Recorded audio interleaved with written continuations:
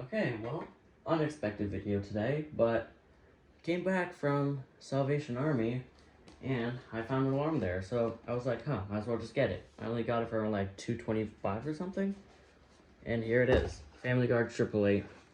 One of the most common alarms in the 2000s, but might as well just get one. It's still very common today, so might as well just get it. And it's brand new, despite the box being a little bit screwed up. So there's the alarm itself, get to that in a moment. Got the alarm manual. There's the alarm itself. Looks pretty neat. Manufactured in 2001, July 2nd, I think that's what it is. Yep, Family Gard 888. Let's take a look at the inside. Has its original mounting hardware and battery, so it is brand spanking new, never used. I wonder if this battery is still good. Oh my gosh, it actually is.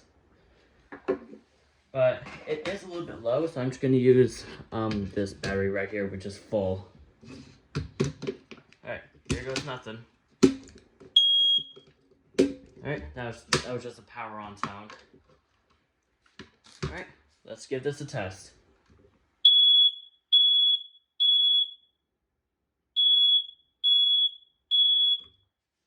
Pretty fast code 3, I am not gonna lie. Definitely a pretty cool unit to add to my collection, but it's definitely one of the most basic alarms in the 2000s. If only this battery will come out of here. There we go.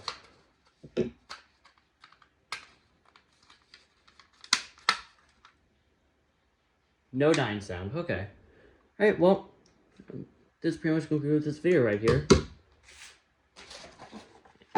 Alright, that's the Family Gard 888, and that will be it.